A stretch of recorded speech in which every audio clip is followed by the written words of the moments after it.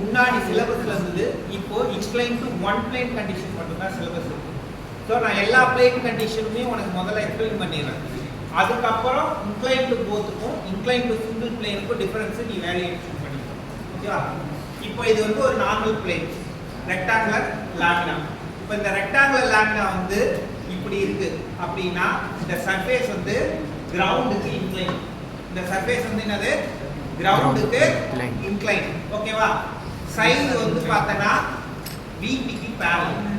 விபிக்கு parallel. Side விபிக்கு parallel. ஓகேவா? Surface கிரவுண்டுக்கு இன்க்ளைன். ஓகேவா? இந்த சைடு வந்து பார்த்தனா விபிக்கு பர்பெண்டிகுலர். இந்த ரெண்டு சைடும் விபிக்கு பர்பெண்டிகுலர். ஓகேவா? இந்த ரெண்டு சைடும் விபிக்கு பேரலல். நாம சர்ஃபேஸை மட்டும்தான் மெயினாக ஃபோக்கஸ் பண்ணணும். சர்ஃபேஸை தான் ஃபோக்கஸ் பண்ணணும். சர்ஃபேஸ் எதுக்கு இன்க்ளைண்டாக இருக்கு? பிளேன் இன்க்ளைண்டு கண்டிஷன் தான் முக்கியமே தவிர சைடு இன்க்ளைண்டு சர்ஃபே இது எட்ஜ் இன்க்ளைண்ட்லாம் நமக்கு வந்து அவசியம் இல்லாதது. ஓகேவா? ஆனால் கொஸ்டினில் சைடு இன்க்ளைண்டுன்னு கொடுப்பாங்க. சைடு இன்க்ளைண்டுன்னு வந்தால் சர்ஃபேஸ் எதுக்கு இன்க்ளைண்டாக இருக்குன்றத நீ ஜட்ஜ் பண்ணணும். சரியா? இப்போ இந்த மாதிரி பிளேன் இருந்தா சர்ஃபேஸ் எதுக்கு இன்க்ளைன்டு? கிரவுண்டுக்கு.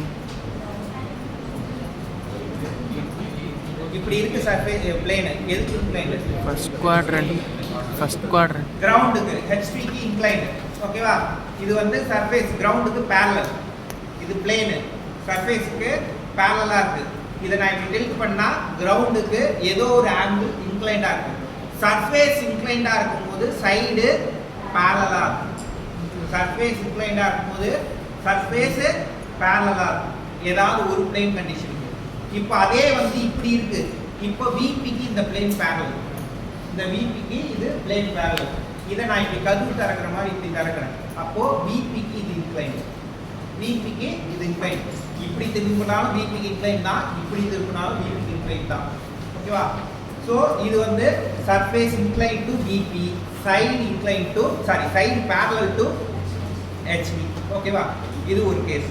இப்போ இந்த plane surface incline to HP, side parallel to VP. அதை நான் இப்படி திருப்புறேன். இப்படி இருக்கிறத இப்படி திருப்புறேன். நான் இப்படி திருப்பினேன்னா இந்த சர்ஃபேஸ் கிரவுண்டுக்கு இன்க்ளைன், விபிக்கும் இன்க்ளைன். ஏன்னா இது இப்படி போகுது, இப்படி போகுது, இப்படி போல கொஞ்சம் சாய்வா இப்படி போகுது.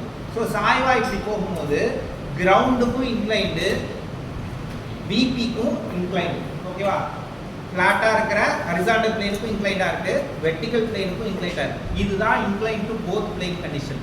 இதுக்கு 6 டயக்ராம் வரைகிற மாதிரி இருக்கும். ஓகேவா?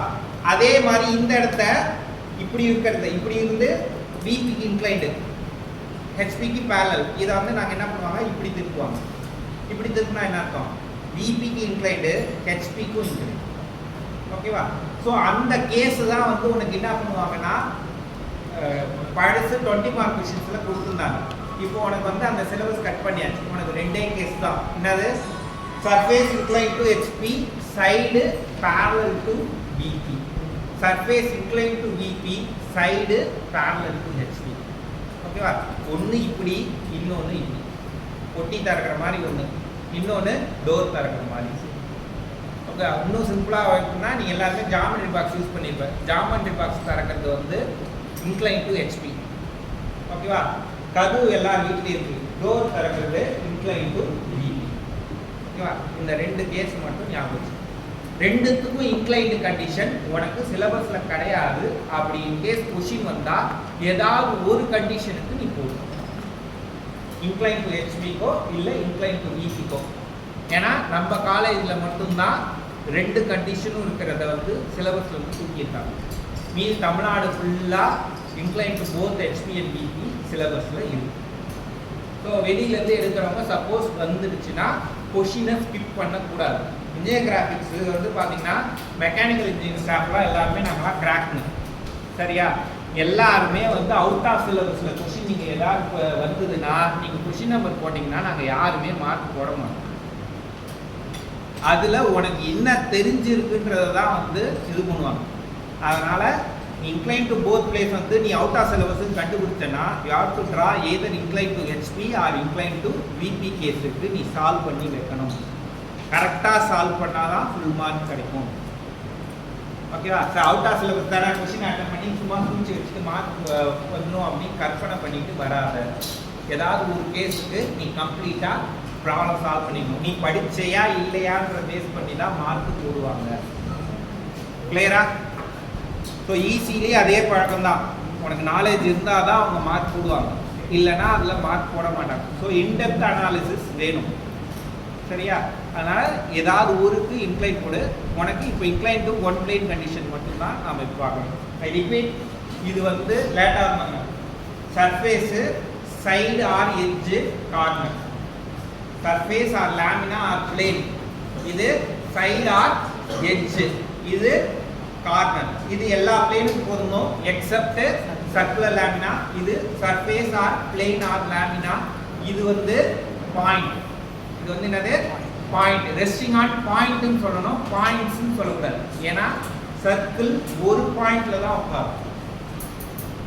ஓகேவா? நம்ம சைக்ளாய்டு வந்து கீழே 8ஆம் நம்பர் பாயிண்ட்டை மட்டும் தான் ரெஸ்ட் பண்றோம். 8, 1, 7, 3 ரெஸ்ட் பண்றது. ஓகேவா? So circle will rest on single point, resting on a point. ஓகேவா? அதை ஞாபகம் வச்சுக்கோ. பாயிண்ட்ஸ் சொல்லிட்டு நம்ம 4-5 பாயிண்ட்ல ரெஸ்ட் பண்ண முடியாது. ஓகேவா? So circle always rest on surface or point. ஓகேவா? Other planes rest on surface or corner or edge or side. ஓகேவா? இதுதான் கண்டிஷன். இப்போ உனக்கு வந்து கொடுத்துருக்கிறது வந்து பார்த்தனா ஸ்கொயர் பிளேன் கொடுத்துருக்காங்க. வந்து எங்க பிளேன் உள்ள வச்சு கொடுக்கறதுக்கு எதுக்கு? ஸ்கொயர் பிளேன் கொடுத்துருக்காங்க. ஸ்கொயர் பிளேன்ல என்ன கண்டிஷன் கொடுத்துருக்காங்க? Resting on corner. இந்த 4 தான் கார்னர் இருக்கு. இந்த கார்னர்ல ஏதோ ஒரு கார்னர்ல கிரவுண்ட்ல ரெஸ்ட் ஆயிருக்கு. அது இப்படி இருக்கா, இப்படி இருக்கா, இப்படி இருக்கான்னு எனக்கு எதுவும் தெரியாது. அடுத்தது ஒரு கண்டிஷன் கொடுக்குறாங்க. என்னது? One of the diagonal of the resting corner is parallel to VP. எந்த கார்னர் ரெஸ்ட் ஆயிருக்கோ அந்த கார்னர்ல இருந்து வர டயகனல், இதுதான் டயகனல். இங்க ஒரு டயகனல், இது ஒரு டயகனல். ஓகேவா? அந்த டயகனல் வந்து என்ன சொல்றாங்க? 30 டிகிரிக்கு ஹெச்பிக்கு இன்க்ளைனா இருக்கு. அப்ப இப்படி இருக்கு, 30 டிகிரி ஹெச்பிக்கு இன்க்ளைனா இருக்கு. அட் த சேம் டைம் இந்த டயகனல் விபிக்கு பேரலலா இருக்கு. பேரலல்னா நான் என்ன சொல்லியிருக்கேன்? அந்த என்டையர் டயகனலும் விபிக்கு ஈக்குவல் டிஸ்டன்ஸ்ல இருக்குன்னு அர்த்தம். அப்போ நான் இந்த லைன் இப்படி குறிச்சேன்னா இது 30 mm னா இதுவும் 30 mm, இது 50 mm னா இதுவும் 50 mm. அப்ப இது இப்படி திரும்பி இருந்ததுன்னா என்ன அர்த்தம்?